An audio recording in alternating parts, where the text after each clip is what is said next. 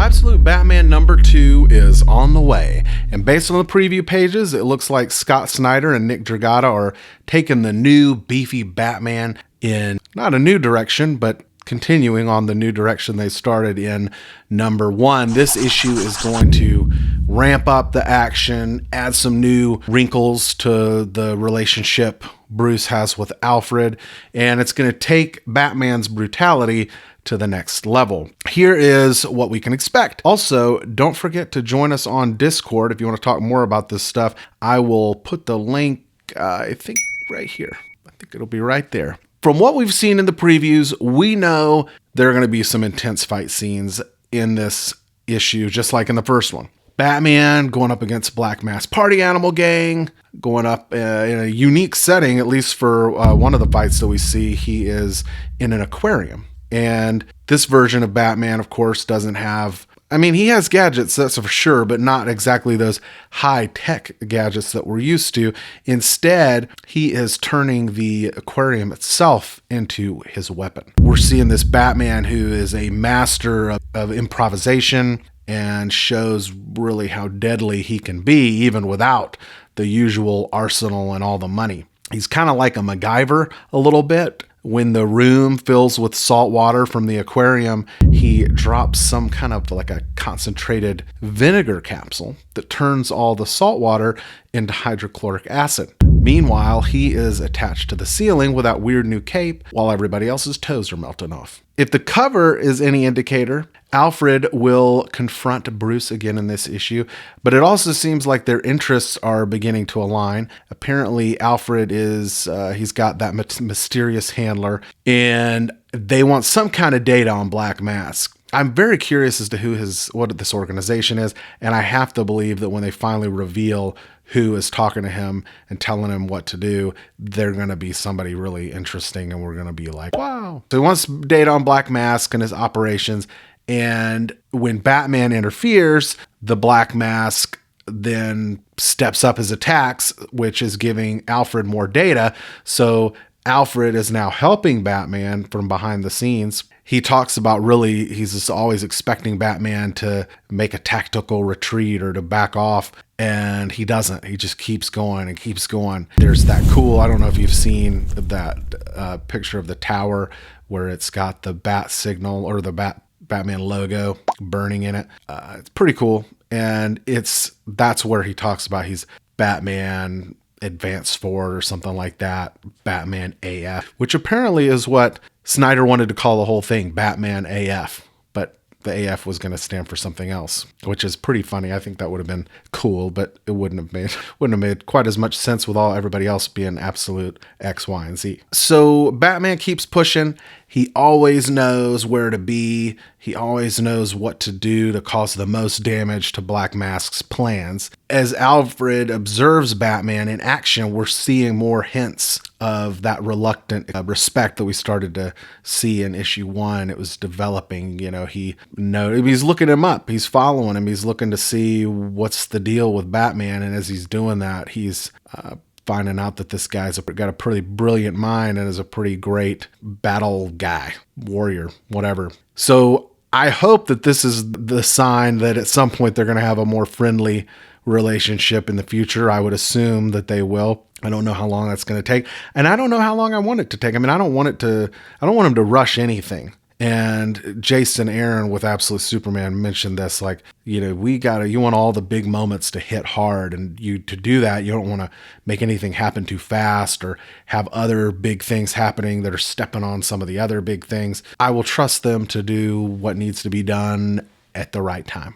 Snyder is also diving into Bruce's backstory more. He shows how his dad protected him and how he first gets very closely acquainted with those bats. Of course, we're going to see that giant earth mover Batmobile, which has some people complaining that this whole comic is just a Frank Miller ripoff, which is ridiculous. I love Frank Miller. I wouldn't really mind if it was a Frank Miller ripoff. I wish somebody would make a Frank Miller ripoff. But if that's what someone thinks about this one, they clearly have not read it. In spite of the fact that this comic takes place in an absolute universe, powered by dark side energy. The actual story is not dark at all. It's nothing like Dark Knight Returns. If anything, I would say his size and the tank and those kind of things are maybe it's an homage to Frank Miller. But the story itself is unique. Snyder and Dragotta have their own reasons, and they've talked about this, and it makes sense. Their own reasons for making everything huge. They've made the logo huge. They've made all these things huge, and really huge in a different way when you think about it than Dark Knight Returns. To say that it's just the same is kind of I don't want to say lazy, clumsy. I don't know. It's like you're not noticing nuance, because this Batman, yes, he's big, but Dark Knight, Frank Miller Batman, he's big in a different way. This Batman, he's almost like a Michelin Man, and he's so big that it's almost a joke. Whereas Frank Miller's Batman is big, but it's kind of a more realistic bigness. And that cool tank vehicle that you see in Dark Knight Returns is more of it's like more technologically, it looks really cool, like it's been designed by somebody. And this Earth Mover Batmobile and Absolute Batman, it looks cool because it's huge, but it doesn't look like this is somebody who had billions of dollars to design something. So Nick Dragotta's art packs a punch, continues to just be awesome. The best art out of all three of the Absolute comics so far, probably out of all the ones that we know coming. The one that I'm kind of interested to see is Absolute Martian Manhunter. We haven't seen any actual panels like we have from the rest, and so we can tell that most of them are going to be fairly straightforward. It's good art. It's just, I like art to be a little bit weird, a little bit different. I love the fact that they've made this choice to make him big. I like there to be some element of something where it's like, okay, this is a comic.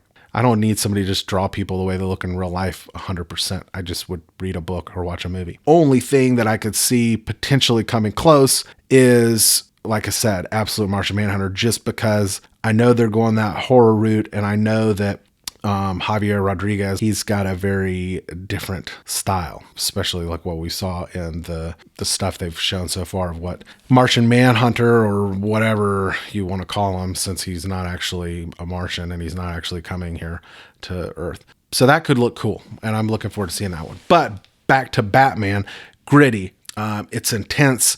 It matches I would say the darker tone that I guess they're going for, even though to me this is not like a depressing or sad, or I've just read Scott Snyder's written things so much darker, like Batman Who Laughs was so almost depressing. And this one is fun. We're also going to see a bit more of Absolute Batman's friends, also known as OG Batman's Rogues Gallery. So there's going to be a lot of cool moments building up who this Bruce is, his childhood, his friends. But more than anything, Snyder and Dragotta are showing us a Batman who is, while not rich and doesn't have all these tools at his disposal, he is a true strategist and a master tactician. He doesn't need to rely on technology. He can use his skills and his planning, which raises the stakes of everything that happens, because that, I do assume in this one that he's always going to have something up his sleeve, but it's not quite the same as when he's rich and he could just have a bat wing just come out of the sky and save his butt. Yeah, this is like everything that I wanted this to be. It has been so far. They take away the money, but he's still a planner. He's still a person who is very smart and very skilled. It's just that he got the skills in a different way. And he has plans, but he has to execute his plans in a different way, because he can't just spend a bunch of money to get the things he needs to do what he wants to do. What's really great about these pages is I love how Bruce has to adapt to these different challenges. I imagine that we'll get to watch him evolve as we go. It's weird. I don't feel like we've spent a lot of time with him. We've spent time with Alfred. We've seen a lot through Alfred's eyes. But in Batman comics, you expect a little bit more to be in his head and to have maybe him doing the voiceover. It'll be interesting to see if that changes or how they figure out a way to shift the focus.